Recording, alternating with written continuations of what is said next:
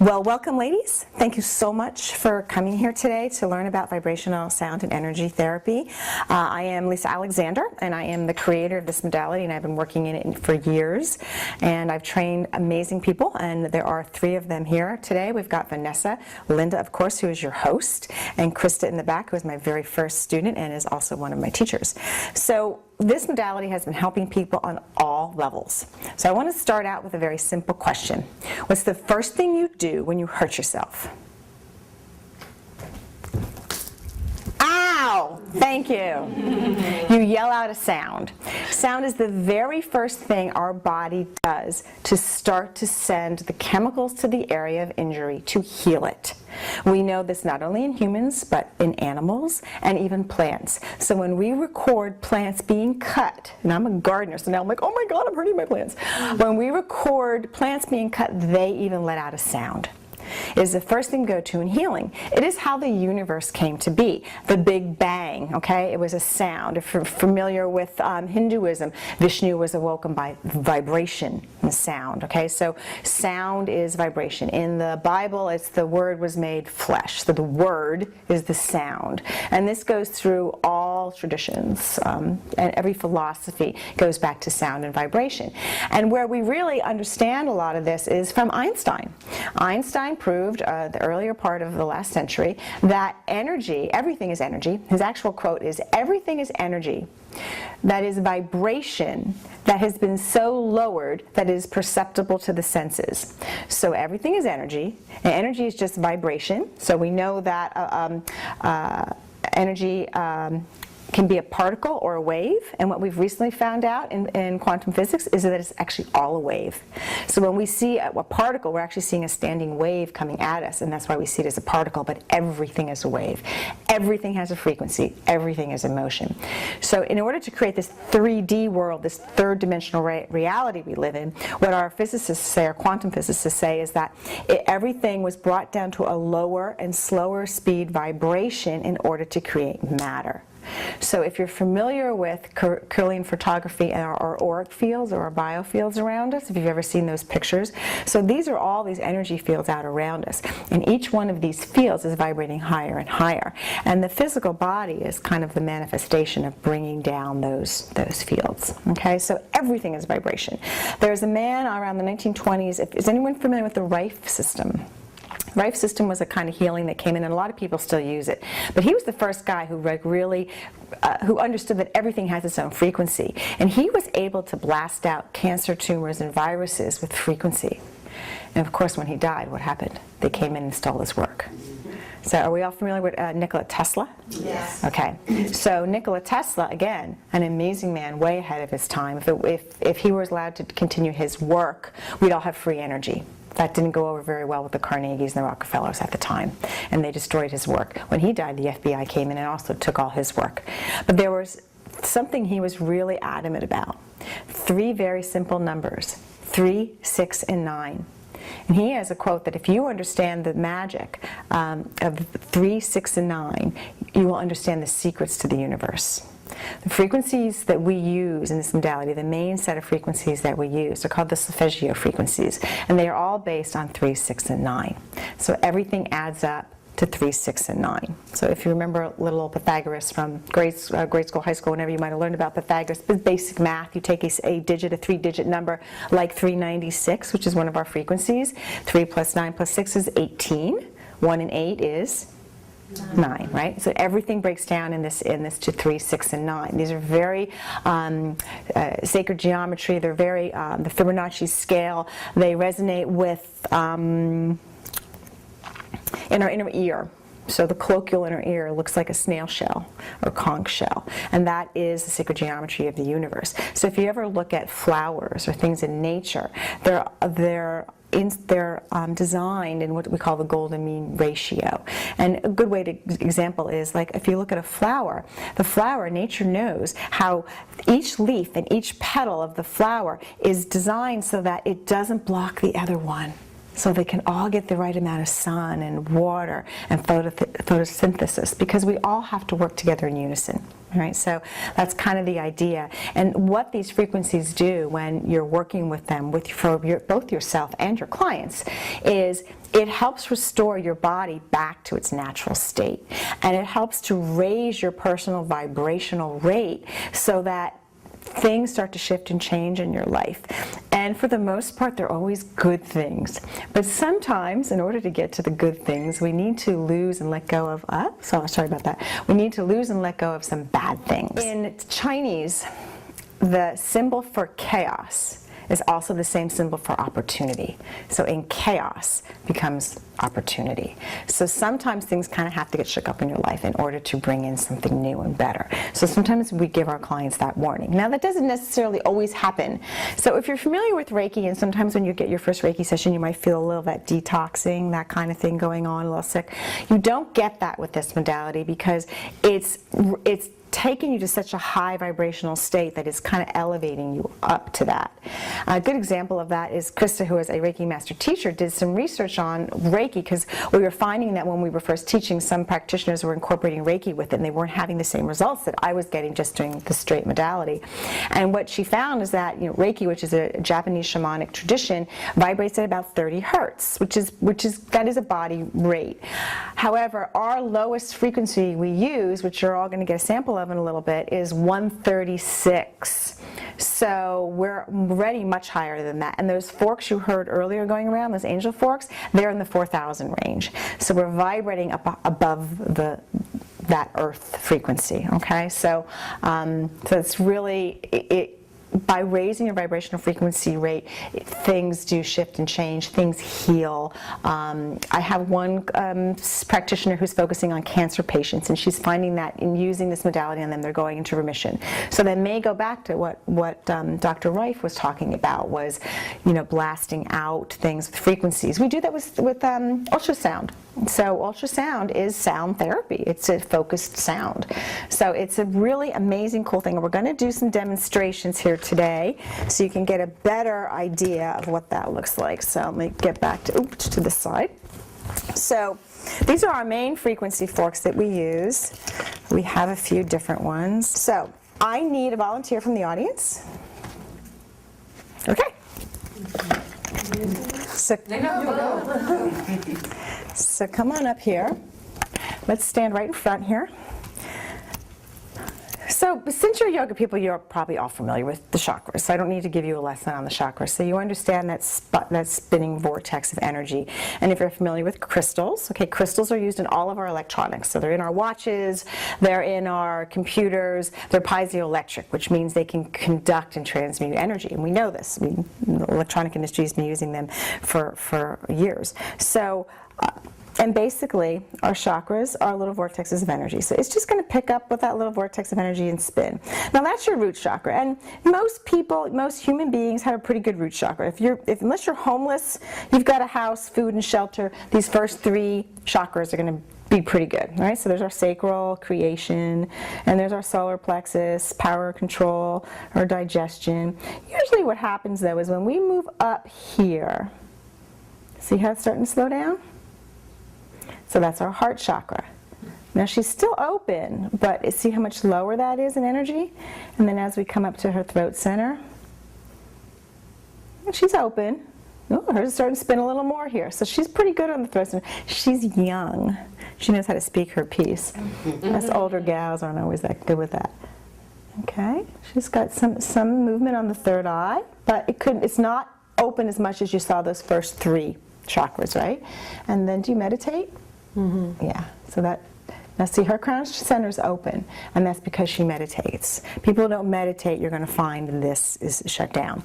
But what happens is, this is not an equal flow of energy, because what you want is all of them spinning at that same kind of speed you saw those lower chakras at, because those we know are working. We've got food, shelter, we know those are working.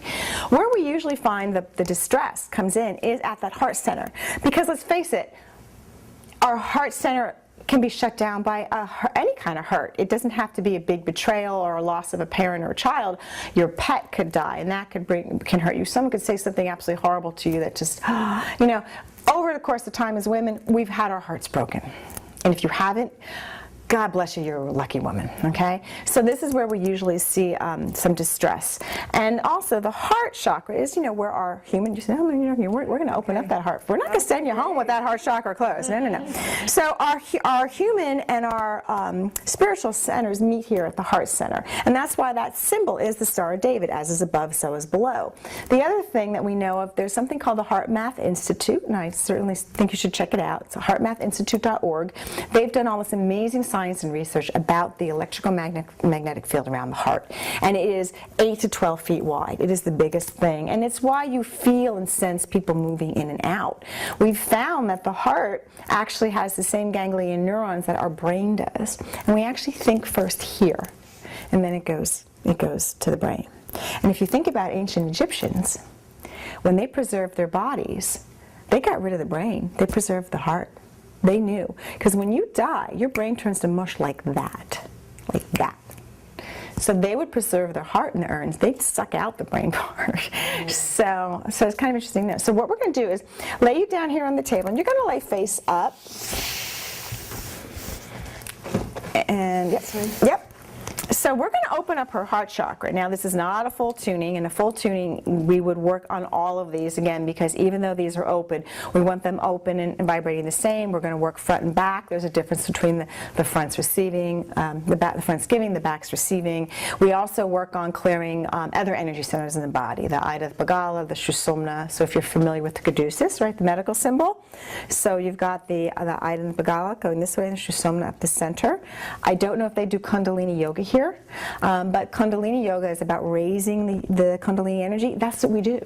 In this modality, we raise that Kundalini energy, and we bring that sleeping snake up here, so when it crosses at the pineal gland, it gives you that spiritual awakening. Medically, we found that the vibration of this actually helps move cerebral spinal fluid up the back. So it helps people who are in back pain, because it's bringing that up. So what I'm going to do is show you, now just like with the pendulum, the forks are kind of a pendulum in themselves, at least these forks. Let me get the heart. Okay. So what I'm going to do is show you, we always start with sound, okay? Because in the inner ear, those nerves are connected to every part of your body.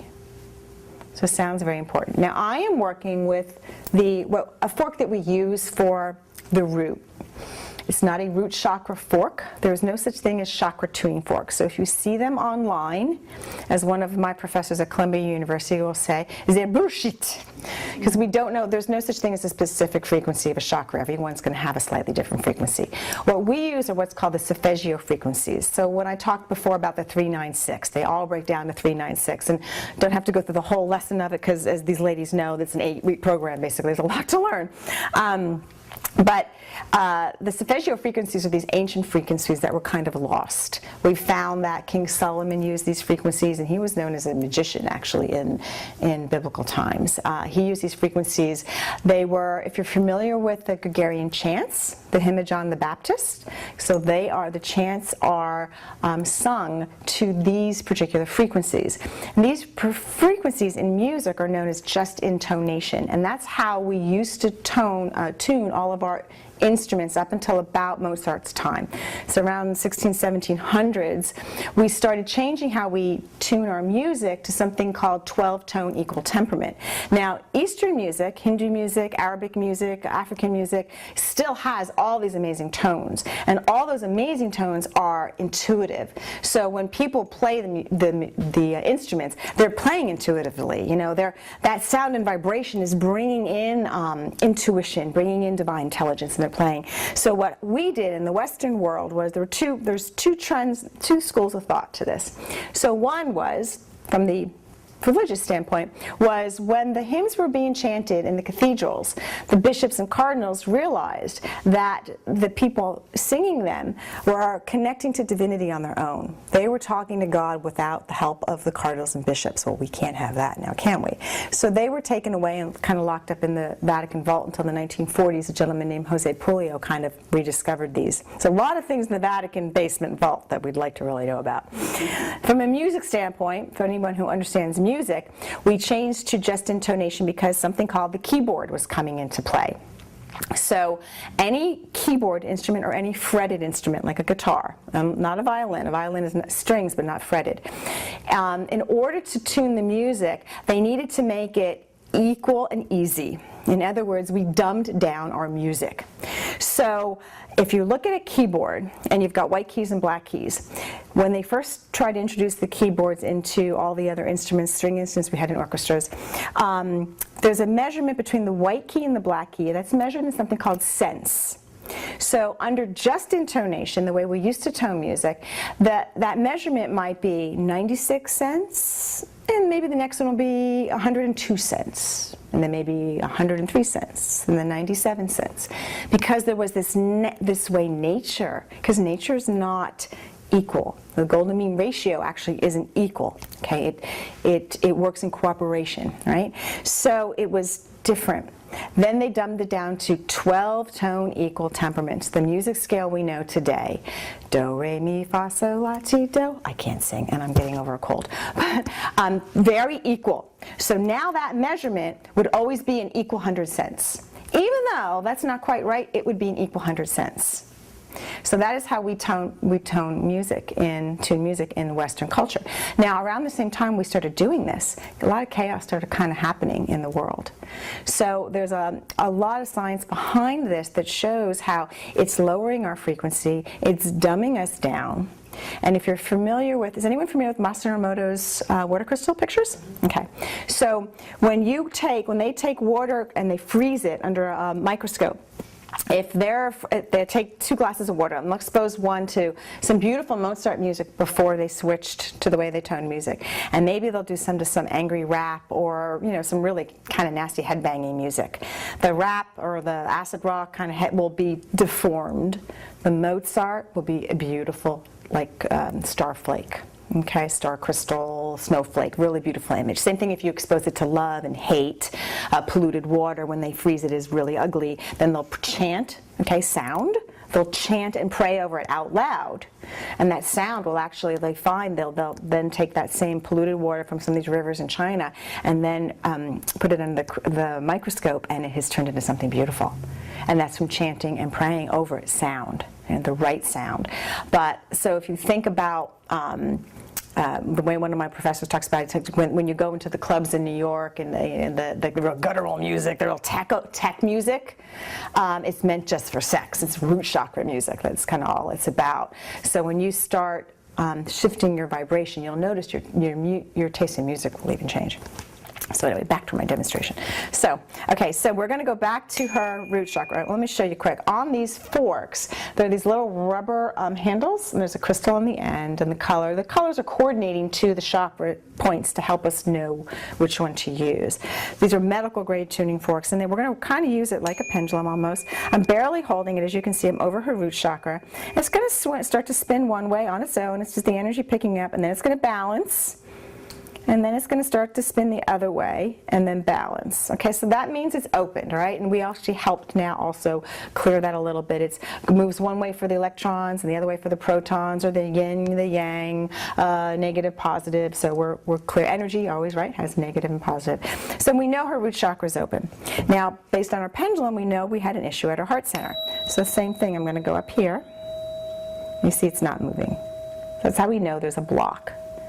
And there's a process we go through to clear the block. I'm going to do a shortened version of that process to open that, just to show you how we can open that.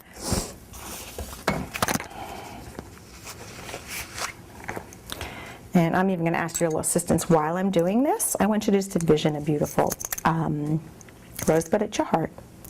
And when you feel the vibration on your heart, I want you to see the sun come up and the rosebud to slowly open. And as it does, allow it to let go of all these little tendrils or little teardrops, and just let them all just go up to the sunlight and just kind of be incinerated. Those represent any time your heart's been broken, hurt, or shut down in this life, future lives, and past lives, okay?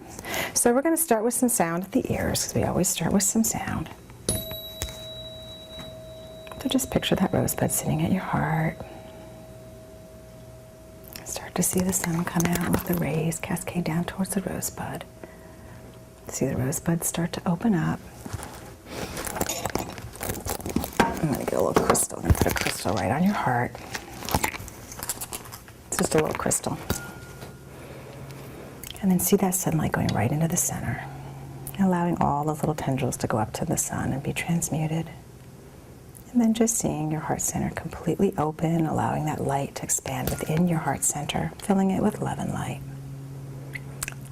So she's feeling direct vibration into her. And after I do this, our practitioner is going to go around and let you feel this as well.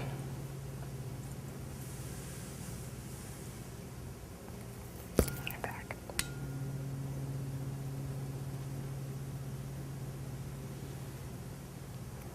Okay, now we'll go back and test it.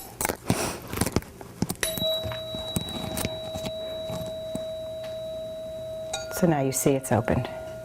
And if I bring in the Om, even the Om will, even the Om will move with it. Now, I apologize, I dropped that. But it's kind of good I did, because when we drop these? Because we're barely holding them. You know, the idea is to get the energy to do the work, to see the energy. If I'm controlling this, holding this and controlling this, I don't know if there's a block there. I need the energy, I need the body, I need the spirit to say, hey, I got an issue here. Help me out. And that's why we have these little tiny rubber bands. We barely hold these. If you watch YouTube videos, you can get up now, sweetheart. If you get, and you can sit back down. If you ever watch YouTube videos, you'll see them, you know, they're moving all this around, and I don't know what the heck they're doing.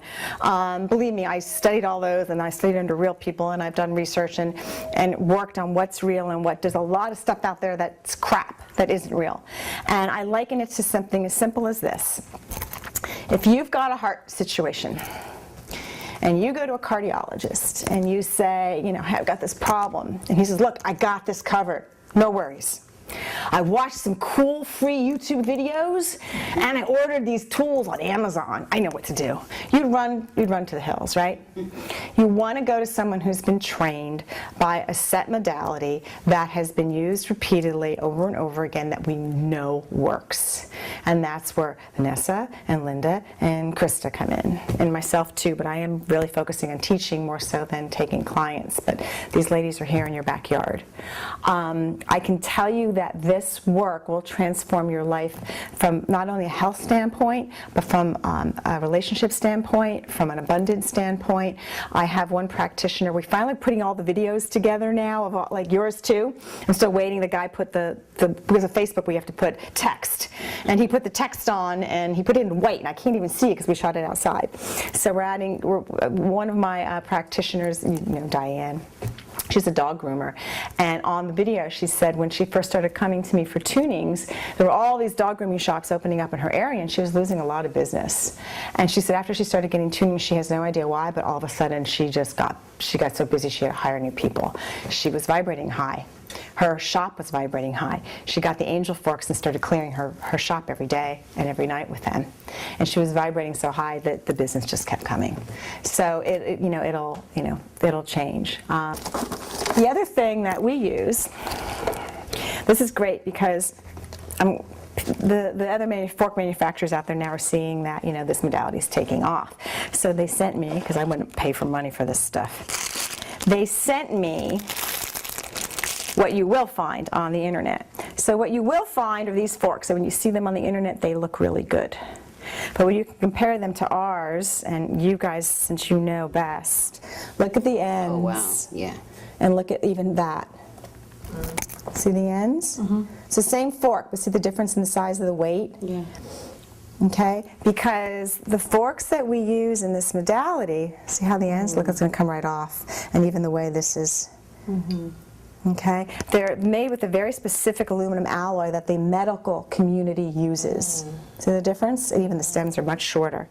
Because, believe it or not, the medical community, see the ends? That one. Yeah. How's the sound? Are they similar? The sounds, I got to be honest with you, they're similar. The problem is that they don't vibrate as long. They don't vibrate as long because the head's much smaller, and it's just barely screwed in. It can fly off. The handles are much shorter. They're not made with the same aluminum alloy, and this is a molded rather than extruded steel. So what can happen is if I'm at an expo and there's a concrete floor and I drop this one, it'll probably crack. So our forks are made from a company in United States, in Indiana, that makes them for the medical community. They don't even have a website. They're made for the medical community. If you've ever been to an osteopath, they have a fork similar to this that they use to test. EMS people carry a particular fork similar to this that they use to test for broken bones and things like that. Because then you put this on a broken bone and it vibrates, it will hurt. That's how they know without an x-ray machine you've got a broken bone. They also use it to test reflexes. They also have a specific set they use to calibrate MRI machines. So tuning forks are used not just for tuning instruments, but they are used as well in the medical community. And if you think about tuning, if you can tune an instrument, why not tune your body? We used to tune our cars before they had computers in them. You got them tuned regularly, and you'd get a piano tuned regularly before it went out of tune. So it's the same thing with the physical body, the spiritual body, the emotional body, the mental body. So, but now I'm going to ask that you guys who have these forks, you might as well stay there, Krista, because these late, yeah. Oh, okay. I want them all, I want you to experience. So what they're going to do is they're going to come around to your ears, and when they cross over your head, taking a nice deep breath to hear that sound. And then they're going to put it on your back so they can feel the vibration into your back. Here, and I'll even do you. Take a deep breath in. Now you felt this on your heart, but I'm going to also do this.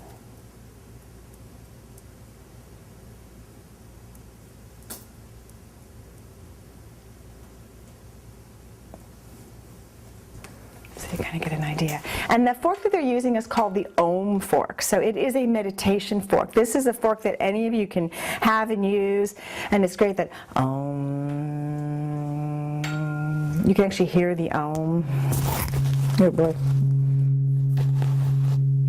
You can hear the Om in it, and it's very good to bring that in, like when you've got a knot or something or a muscle, you know, just to feel that vibration come in. What the vibration does is it actually releases nitric oxide in your body. So nitric oxide is this feel-good chemical. It's a very important chemical. When we take our first breath when we're born, it's that release, that first nitric oxide being released. When we take our last breath and they say we see that white light, that is that last release of nitric oxide. A kind of a fun note, when you orgasm, it's a release of nitric oxide. So it's a vasodilator. So it's a really, really important thing to do. So we have, so that's the Om. And I do have those to sell here today. And I actually have the Sacred Om. They have crystals on them. That one doesn't. But the other thing I want to show you, because I promised to show Vanessa, since she just got those too, is this big set I use is the practitioner set, and it's quite expensive. It's like $350, and that's really for practitioners. You really need to learn how to use them. However, what I have are, I'm going to take you through a little meditation when we're done with some of this. I have some meditations that have these frequencies in them, so they're guided sound meditations, and everyone raves about them. They all think they're awesome, and they have these frequencies in them. But I want to show you something new I have out, because she just bought hers, and it comes with paper instructions, but I want to show you how to use these. These are also for general public use now. They weren't before. They were part of my secret of level 3. They are called the Pineal and Gateway Fork, and you really won't find these anyplace else because I created these, but they will help you sleep, but most importantly, they're going to help you dream. They open up there's couple pineal glands. There's a fork out there that's which I do use in as well in this modality, that works on the pineal gland as an endocrine gland. Okay, it's at a specific frequency to help clear off the calcification and whatnot that happens in our pineal gland from fluoride in our water, pollutants in our air. What researchers found in 2014 at University of Michigan, they found that we have crystals in our pineal gland, the same ones that are in our inner ear. So activating these crystals is where we start to activate our pineal gland to produce the melatonin for sleep, because Krista knows I've had sleep issues, and that's why I developed these, because it's really helped. So it helps release that serotonin and melatonin, as well as these dream states people are having, which was a byproduct. I didn't necessarily expect that, but when we did the test market, people were just fun, crazy dreams, like silly, nutty dreams. And that, I think, has to do with the gateway fork. So the gateway fork, so up above here are all these other chakras, okay? They don't have, there's the soul star chakra, and there's different names. Sometimes they're just called the, 9th, 10th, 11th, and 12th chakra. But way up here is what's called the divine gateway chakra. So this is the gateway fork, and it taps into all of these. I'm a oneness blesser, and we work in this range for oneness blessing. So by tapping into the gateway fork, it's opening you up for that kind of divine communication. It's opening up this portal. I don't want to freak anybody out because this won't happen to you unless you're someone who normally does this, but I have clients who astral travel, so they consciously leave their body. We all astral travel to an extent, we just don't always, we're not always conscious of it. So this is, some of my clients kind of got stuck and they weren't astral traveling for a while, and they said when they started this, besides all the crazy dreams, they started astral traveling more because it's opening up this portal for you, the divine gateway. And how you use these, they're very high frequency, so you don't want to overuse these. And if you're someone who has trouble sleeping normally, don't use these right before bed. Use them earlier in the day. Okay, so it's kind of like melatonin too. You should take melatonin earlier in the day, not right before bed. It's the same thing. So what you want to do is when you tap these forks, you hold them very lightly, so because you want a bounce back. And you're going to kind of be right here on the edge. And you're going to come to your ear. Engage, because these are pretty high frequency where you want them. Breath in. You can do this 3 times. You're going to come here to the front and to the back, because this is a portal. This information comes in back here, the occipital lobe. Okay, and then the 3rd time, remember our 3s, the neck number 3s, is you're gonna circle around your head. Okay, so I wouldn't sound them more than 3 times because it might overstimulate you, but you can play with them and try. Everyone's different. Okay, the magic of 3s. Then, so you do the pineal gland first, the pretty purple one first, and then you start with the gateway. And the gateway is really high frequency, so I caution going up to your ear with them, unless you're used to it. Like Diane, she's like right at her ear, and because she plays these things all the time. Diane is a client of mine that she comes every other Monday faithfully, and I've had unfortunately this year she was sick, I was sick, we had stuff going on, she's missed, and she's the type that if it's 4th of July and it's a Monday, it's Memorial Day, it's a Monday, it's Labor Day, it's a Monday, but if it falls on her every other Monday, she's coming. She's like, you're going to be home, right? So she goes right to her ears because she's so used to it. So but this one is you want to clear these chakras all the way up, as high as your arm will take you. And you do that 3 times, and you clear this up. So these are really cool. We just had a big sale on them too. So, and we hit the international market. Finally, as of this weekend, because I had people from international like, we can't order your forks because you don't have international prices on. That's why we did the sale. So by doing the sale and taking that off, it didn't leave much, but it gave us that's $30 to ship international. So it gave them that opportunity to purchase. So we had our first international sale on the Gateway Pineal Fork. So we're really happy about that. We're trying to raise the vibrational frequency of this planet one person at a time. There was a time I was trying to do it all at once. I was in the environmental sector. I bought this farm, which unfortunately we lost. I said I lost a lot in order to get here. We literally lost our farm along with a lot of other things. And I was trying to create an environmental education center because I'm really connected to Mother Earth, and it really hurt me of what's going on with Mother Earth. This was, wow, 10 years ago. It's 10 years ago now. And it didn't work out, and I finally got a message when I started playing with the forks. I became very clairvoyant once I started playing with the forks. I always had some of that, but this really opened it up. And I heard one person at a time. So by tuning people one person at a time, their vibration goes out, and then their vibration goes out, and then eventually I started teaching, and now they're each taking it out and taking it out. So we are, as a collective team of sisters. We don't really have, we have a couple brothers in there, but it is mostly a collective team of sisters taking it out there. So do you have any questions for me?